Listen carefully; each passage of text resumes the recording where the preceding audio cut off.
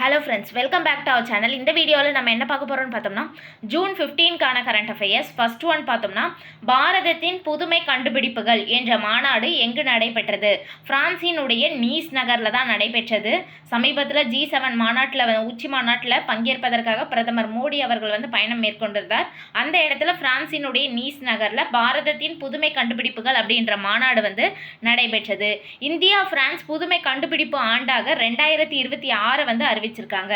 India France புதுமை கண்டுபிடிப்பு ஆண்டாக 2026 அறிவிக்கப்பட்டிருக்கு.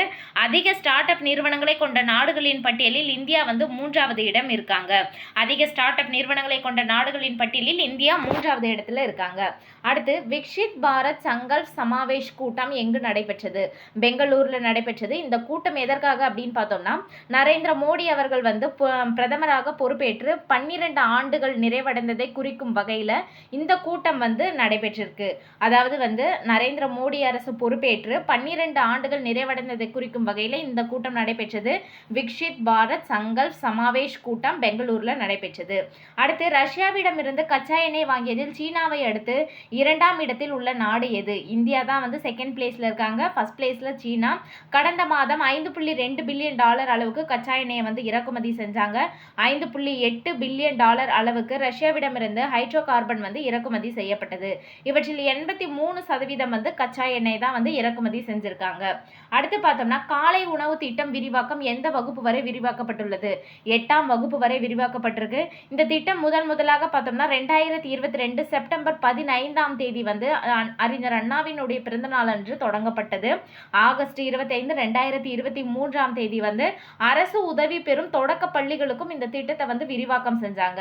தற்போது பொறுப்பேற்றுள்ள அரசு பார்த்தோம்னா 8ஆம் வகுப்பு வரை இந்த திட்டத்தை விரிவாக்கம் செய்யறதா அறிவிச்சிருக்காங்க. எப்போதுலேருந்து அப்படின்னு பார்த்தோம்னா, தந்தை பெரியாரினுடைய பிறந்த நாளான செப்டம்பர் 17 முதல் இந்த திட்டம் விரிவாக்கப்பட உள்ளது அப்படின்ட்டு தெரிவிச்சிருக்காங்க.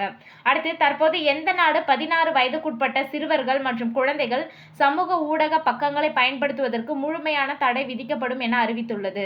பிரிட்டன் தான் அறிவிச்சிருக்காங்க. 16 வயதுக்குட்பட்ட சிறுவர்கள் மற்றும் குழந்தைகள் சமூக ஊடக பக்கங்களை பயன்படுத்துவதற்கு முழுமையான தடை விதிக்கப்படும் அப்படின்ட்டு அறிவிச்சிருக்காங்க. அதாவது பிரிட்டனினுடைய பிரதமர் யார் அப்படின்னு பார்த்தோம்னா, கெய்ர் ஸ்டார்மர் அப்படின்றவர் தான் பிரிட்டனினுடைய பிரதமர். அடுத்து, மத்திய அரசின் சங்கீத நாடக அகாடமி யுவ புரஸ்கார் தேசிய விருது எந்த நடிகருக்கு அறிவிக்கப்பட்டுள்ளது? வாகை சந்திரசேகர் அவர்களுக்கு தான் மத்திய அரசினுடைய சங்கீத நாடக அகாடமி யுவ புரஸ்கார் தேசிய விருது அறிவிச்சிருக்காங்க. மத்திய அரசினுடைய கலாச்சார அமைச்சகத்தின் கீழ் இயங்கும் சங்கீத நாடக அகாடமி விருது என்பது இந்தியாவின் இசை, நடனம், நாடகம் மற்றும் நாட்டுப்புற கலைகளுக்கு வழங்கப்படும் மிக உயரிய தேசிய விருது தான் யுவ புரஸ்கார் விருது. இந்த விருதை யாருக்கு அறிவிச்சிருக்காங்க அப்படின்னு பார்த்தோம்னா, வாகை சந்திரசேகர் அவர்களுக்கு அறிவிச்சிருக்காங்க. ஓகே ஃப்ரெண்ட்ஸ், இந்த வீடியோ உங்களுக்கு பிடிச்சிருந்தா லைக் பண்ணுங்க, உங்க ஃப்ரெண்ட்ஸ்க்கும் ஷேர் பண்ணுங்க, மறக்காம சப்ஸ்கிரைப் பண்ணுங்க. தேங்க்ஸ் ஃபார் வாட்சிங்.